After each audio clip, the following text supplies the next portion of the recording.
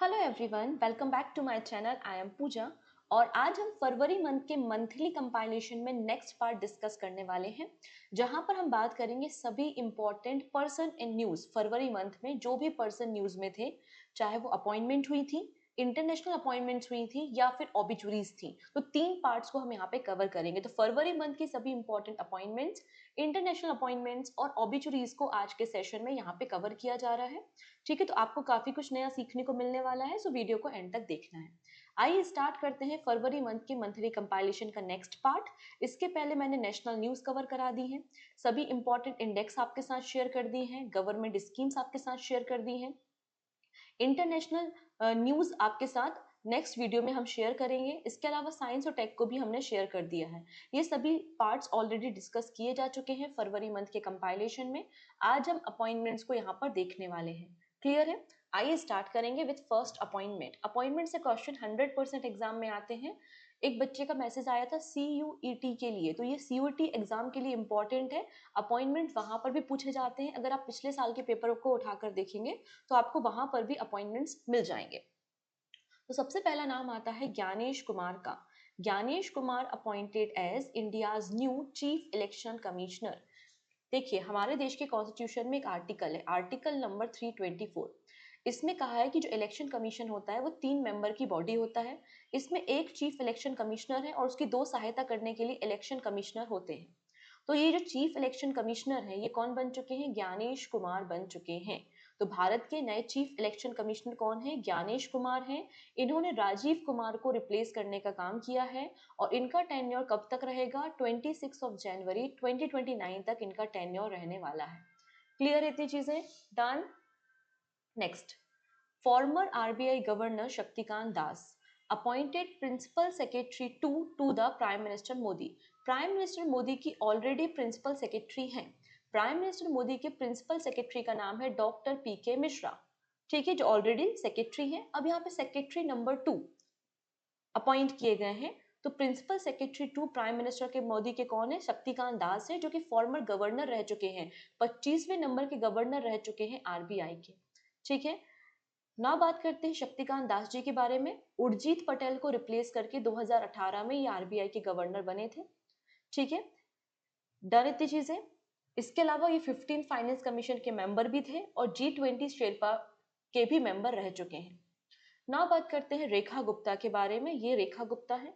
कुछ समय पहले दिल्ली में असेंबली इलेक्शन हुए थे। Total number of seats Delhi में कितनी है? 70 है। और 48 सीट्स पर कौन जीता है? बीजेपी जीता है। तो बीजेपी की गवर्नमेंट बनेगी और बीजेपी की तरफ से जो नाम आया है मुख्यमंत्री दिल्ली का, कौन रहेगा? रेखा गुप्ता दिल्ली की नई मुख्यमंत्री आपको देखने को मिल जाएंगी। ठीक है जी, जो कि भारतीय जनता पार्टी से आपको देखने को मिल जाएंगी। डन। इसके अलावा परवेश वर्मा डिप्टी CM आपको देखने को मिलेंगे। डन। तो नई दिल्ली की बात करते हैं, तो नई दिल्ली में जो पहले असेंबली इलेक्शंस हुए थे वो 1952 में आपको पहले असेंबली इलेक्शंस देखने को मिल जाएंगे। रेखा गुप्ता 4th नंबर की फीमेल चीफ मिनिस्टर हैं। ठीक है, दिल्ली की 4थे नंबर की महिला मुख्यमंत्री रेखा गुप्ता देखने को मिलेंगी। इसके पहले सुषमा स्वराज, शीला दीक्षित और अतिश्री आपको देखने को मिलती हैं। ठीक है, इतनी चीजें। डन। चलिए अगली कहानी को समझते हैं। सुषमा स्वराज जो है वो बीजेपी से थी और ये दिल्ली की मुख्यमंत्री रही है 1998 में 52 डेज के लिए। सबसे लंबे समय तक दिल्ली की जो मुख्यमंत्री रही है, लॉन्गेस्ट सर्विंग चीफ मिनिस्टर, वो है शीला दीक्षित, 1998 से 2013 तक, मतलब 15 सालों तक। ठीक है, नेक्स्ट है Vijender Gupta elected speaker of Delhi assembly. Delhi जो विधानसभा है, दिल्ली में असेंबली के स्पीकर कौन बनाए गए हैं? बीजेपी के लीडर है जिनका नाम है विजेंद्र गुप्ता। और प्रोटेम स्पीकर कौन थे? अरविंद सिंह लवली आपको प्रोटेम स्पीकर देखने को मिलेंगे। नेक्स्ट है chief economy adviser, very very important name, V Anantha Nageswaran, get 2 year extension. तो हमारे देश के जो चीफ इकोनॉमी एडवाइजर हैं उनका नाम है V अनंत नागेश्वरन। इनका टेन्योर खत्म होने वाला था, लेकिन इनके टेन्योर को 2 सालों के लिए बढ़ा दिया गया है, मतलब टिल 2027 तक के लिए इन्हें बढ़ा दिया गया है। वेरी वेरी इंपॉर्टेंट नाम। हमारे देश में जो इकोनॉमी सर्वे प्रेजेंट किया जाता है, तो इकोनॉमी सर्वे को प्रिपेयर करने का काम चीफ इकोनॉमी एडवाइजर के अंदर ही किया जाता है। ना बात करते हैं महाकुंभ ट्रेजेडी के बारे में। हम सभी को पता है कि मौनी अमावस्या के दिन महाकुंभ में स्टैम्पेड हो गया था, भगदड़ मच गई थी, जिसके बाद काफी सारे लोगों की जान चली गई थी। और उसके बाद उत्तर प्रदेश गवर्नमेंट ने 3 मेंबर की कमेटी बनाई थी इस भगदड़ की इन्वेस्टिगेशन करने के लिए, जांच करने के लिए। और इस कमेटी के हेड कौन है? रिटायर्ड जज of Allahabad high court justice Harsh Kumar आपको देखने को मिल जाएंगे। इसमें 3 मेंबर थे जिसको हेड कर रहे थे हर्ष कुमार। ठीक है। अब अपकमिंग जो नेक्स्ट महाकुंभ होगा या नेक्स्ट जो कुंभ होगा वो 2027 में नासिक में, 2028 में उज्जैन में, और अर्ध कुंभ जो है वो प्रयागराज में 2030 में होगा। नेक्स्ट है K Bala Subramaniam appointed as the new Citibank India head. तो सिटी बैंक इंडिया के हेड कौन बन चुके हैं? के बाला सुब्रमण्यम बन चुके हैं और इन्होंने आशु खुल्लर को रिप्लेस किया है। सिटी बैंक जो है वो एक आपका फॉरेन बैंक है, मतलब जिसका हेडक्वार्टर तो विदेशों में है, अमेरिका में इसका हेडक्वार्टर है। केवल इसकी ब्रांचेस भारत में आपको देखने को मिलेंगी और इसका फॉर्मेशन 1812 में हुआ था। तो इंडिया में सिटी बैंक के हेड कौन है? के बाला सुब्रमण्यम आपको मिल जाएंगे। वैसे स्टैंडर्ड चार्टर्ड बैंक के बारे में बात हो रही है। देखो, जो बैंकिंग एस्पिरेंट हैं उनको बताना चाहती हूँ, आपके पेपर में भी अपॉइंटमेंट पूछे जाएंगे और बहुत ज्यादा चांसेस होते हैं कि जो बैंकिंग सेक्टर की अपॉइंटमेंट्स होती हैं वो आपसे पूछी जाएं। इसलिए थोड़ा सा बैंकिंग सेक्टर की अपॉइंटमेंट पे फोकस करना, ठीक है। हम बात कर रहे हैं पीडी सिंह के बारे में। ये है पीडी सिंह और इनको रिसेंटली सीईओ बनाया गया है इंडिया के लिए स्टैंडर्ड चार्टर्ड बैंक का। तो standard chartered bank has receive RBI approval to appoint PD Singh as its India and south Asia CEO और इनका टेन्योर 1 अप्रैल 2025 से स्टार्ट होने वाला है। इसके पहले ये जेपी मॉर्गन में एज अ सीईओ काम कर रहे थे। नेक्स्ट नाम और अगेन वेरी इंपॉर्टेंट नेम, सव्यसाची कर। ये है प्रोफेसर सव्यसाची कर, इनको डायरेक्टर बनाया गया है इंस्टीट्यूट ऑफ इकोनॉमी ग्रोथ में। इंस्टीट्यूट ऑफ इकोनॉमी ग्रोथ नई दिल्ली में है, जो कि प्रीमियम रिसर्च और ट्रेनिंग इंस्टीट्यूट है। 1958 में इस इंस्टीट्यूट का फॉर्मेशन हुआ था। रिसेंटली डायरेक्टर कौन बने हैं? सब्यसाची कर बने हैं और इन्होंने चेतन घाटे को रिप्लेस किया है। नेक्स्ट है एसबीआई कार्ड। इसको मैं देना चाहती हूँ 5 star question, this is very important news. SBI card ने रिसेंटली सलीला पांडे को अपॉइंट किया है न्यू एमडी एंड सीईओ। इनका टेन्योर भी 1 अप्रैल से स्टार्ट होगा और इन्होंने अभिजीत चक्रवर्ती को रिप्लेस करने का काम किया है। करेंटली ये चीफ जनरल मैनेजर आपको एसबीआई में देखने को मिलेंगे और अब इन्हें एसबीआई कार्ड का एमडी एंड सीईओ बनाया गया है for the period of 2 years। Next है कैनरा बैंक। कैनरा बैंक ने अपना चीफ इकोनॉमिस्ट किसे बनाया है? आंसर हो जाएगा डॉक्टर माधवन कुट्टी को।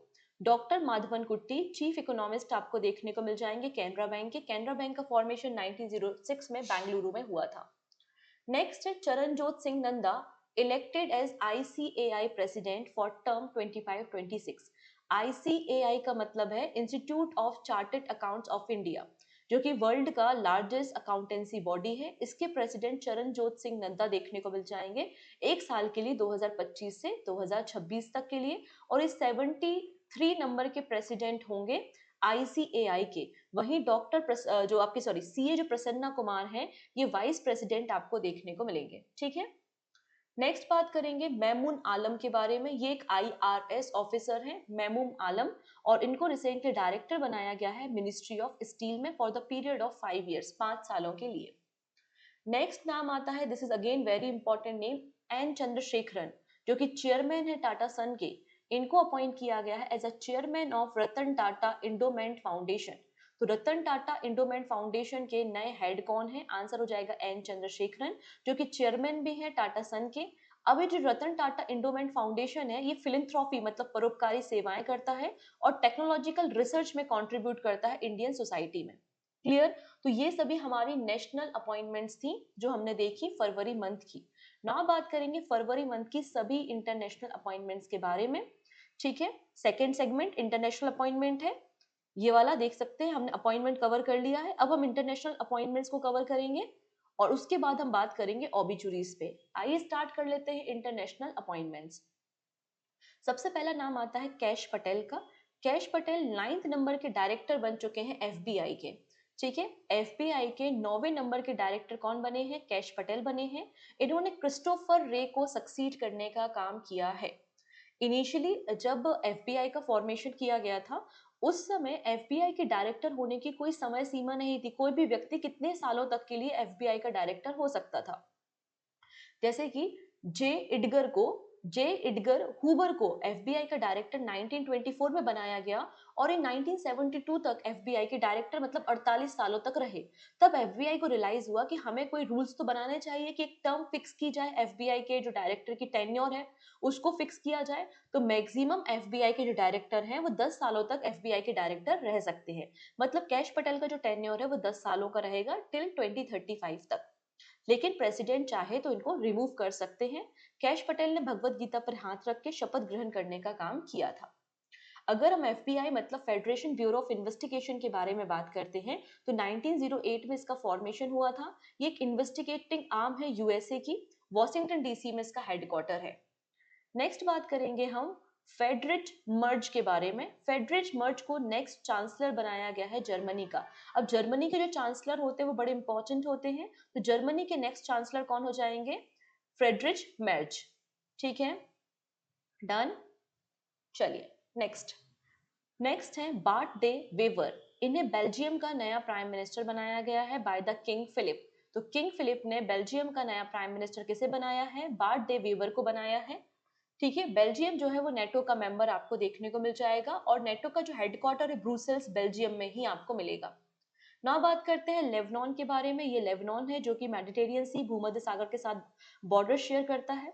लेबनान में डेडलॉक खत्म हुआ है और फाइनली 53 नंबर के प्राइम मिनिस्टर लेबनान में अपॉइंट हुए हैं। ठीक है, जिनका नाम क्या हो जाएगा? यहाँ पे आप देखेंगे अपॉइंटेड पर्सन है नवाफ सलाम, जो कि फॉर्मर प्रेसिडेंट थे इंटरनेशनल कोर्ट ऑफ जस्टिस के और अब ये गवर्नमेंट बॉडी को लीड करने का काम कर रहे हैं। ठीक है, डन इतनी चीजें। तो नए प्राइम मिनिस्टर कौन बने हैं लेबनान के? नवाब सलाम बने हैं जो कि 53 नंबर के प्राइम मिनिस्टर हैं और प्रेसिडेंट बने हैं जोसेफ ऑन्स। नेक्स्ट बात करेंगे जोथम नपात के बारे में। जोथम नपात को बनाउतु का नया प्राइम मिनिस्टर बनाया गया है। ये पैसिफिक ओशियन में एक आइलैंड नेशन आपको देखने को मिल रहा है जिसकी कैपिटल पोर्ट बिला आपको देखने को मिल जाएगी और जोथम नापत यहाँ के नए प्राइम मिनिस्टर होंगे। नेक्स्ट नाम इंपॉर्टेंट नाम है तुलसी गबार्ड। तुलसी गबार्ड पहली हिंदू है जो कि यूएसए के इंटेलिजेंस डिपार्टमेंट को लीड कर रही हैं और अभी भारत में विजिट करने भी आई हुई थी। Tulsi Gabbard has become the first Hindu to lead US intelligence community as a director of national intelligence. ठीक है, नेक्स्ट नोकिया। नोकिया के नए सीईओ कौन बन चुके हैं? तो नोकिया के नए सीईओ आपको जस्टिन होटार्ड देखने को मिल जाएंगे और इनका टेन्योर 1 अप्रैल से स्टार्ट हो जाएगा और ये रिप्लेस करने वाले हैं पेका लुंडमार को। पेका लुंडमार को ये रिप्लेस करेंगे। अभी ये इंटेल में वाइस प्रेसिडेंट है और इनको नोकिया का सीईओ अपॉइंट किया जा रहा है। ठीक है, 1 अप्रैल से। इनका नाम नहीं भूलना है, very very important name, Justin Hotard. Now बात करते हैं जैसे कि हमारे देश में इसरो होता है वैसे ही रशिया में क्या है? रॉसकॉस्मॉस है। रॉसकॉस्मॉस के चीफ कौन बने हैं? तो रशिया के जो प्रेसिडेंट है व्लादिमीर पुतिन, इन्होंने दिमित्री बेकेनोव को नया डायरेक्टर जनरल बनाया है। किसका? रॉसकॉस्मॉस का। ठीक है, नाउ बात करेंगे पहले astronaut with disability clear for ISS mission. International space station mission के लिए क्वालिफाई होने वाले पहले डिसेबल एस्ट्रोनॉट कौन बन चुके हैं? इनका नाम हो जाएगा जॉन मैकफॉल। क्या नाम है इनका? John McFaul. European space agency ने इनको मेडिकली अप्रूव किया है। जॉन मैकफॉल इनका नाम है। ये फॉर्मर पैरा ओलंपियन रह चुके हैं। ठीक है, और ये कहाँ पे जाएंगे? इंटरनेशनल स्पेस स्टेशन पे जाएंगे और ये पहले डिसेबल एस्ट्रोनॉट आपको देखने को मिल जाएंगे। ठीक, तो ये हमारे इंटरनेशनल अपॉइंटमेंट थे फरवरी मंथ के। अब लास्ट सेगमेंट आता है फरवरी मंथ की ऑबिचुरीज, जो इंपॉर्टेंट डेथ्स हुई हैं उनको एक बार हम यहाँ पर देख लेते हैं। क्लियर है? चलो ये वाला सेगमेंट अब हम कवर करेंगे विच इज ऑबिचुरीज। इसके पहले इंडेक्स और रैंकिंग कवर करा दी है, मिलिट्री एक्सरसाइज कवर हो चुकी है, साइंस टेक कवर हो चुका है। ठीक है, इंटरनेशनल अपॉइंटमेंट हो गई है, गवर्नमेंट स्कीम्स हो चुकी हैं, नेशनल न्यूज हो चुकी हैं, अपॉइंटमेंट्स हो चुके हैं, ये सारी बातें हो चुकी हैं कवर। अगर आपने नहीं देखी हैं तो आप मंथली कंपाइलेशन में जाके इन सभी वीडियोस को देख सकते हैं। तो ऑबिचुरीज में पहला नाम देखेंगे हम walking encyclopedia and Padma Shri awardee जिनका नाम है बोम्मा गौड़ा डाई। तो बोम्मा गौड़ा कर्नाटका से बिलोंग करती हैं। ठीक है, इन्हें वॉकिंग इंसाइक्लोपीडिया कहा जाता है।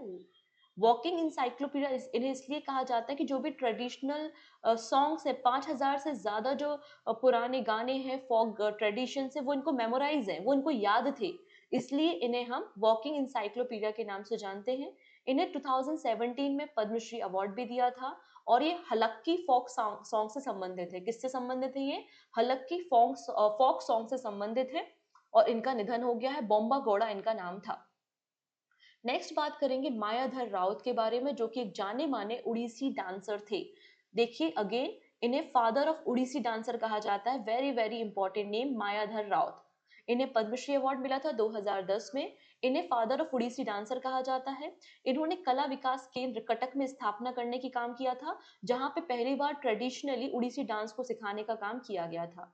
ठीक है, और इन्होंने ही संचारी भाव, मुद्रा वगैरह को, रस थ्योरी को इंट्रोड्यूस किया था उड़ीसी डांस में। तो मायाधर राउत का नाम आपको याद रखना है। इन्हें कई सारे इंपॉर्टेंट अवार्ड्स मिले हैं, जैसे कि संगीत नाटक अकादमी अवार्ड उड़ीसा गवर्नमेंट ने 1977 में दिया था, साहित्य कला परिषद अवार्ड 1984, संगीत नाटक अकादमी अवार्ड 1985। ठीक है, और पद्मश्री तो देख ही चुके हैं आप, पद्मश्री 2010 में मिला था। ठीक है, नेक्स्ट बात करेंगे सैम नुजोमा के बारे में। इन्हें कहा जाता है फादर ऑफ द नेशन। कौन सा नेशन? आंसर हो जाएगा आपका नमीबिया। तो नमीबिया के फ्रीडम फाइटर और नमीबिया के पहले प्रेसिडेंट, जिन्हें फादर ऑफ नेशन भी कहा जाता है, नमीबिया के पहले प्रेसिडेंट थे। 15 सालों तक सेवाएं दी। नाम था सेम नुजुमा। इनका भी निधन हो गया है। ना बात करते हैं हॉर्स कोहिलकर के बारे में, जो कि आईएमएफ के चीफ थे और एक्स जर्मन प्रेसिडेंट भी रह चुके हैं। इनका निधन हो चुका है।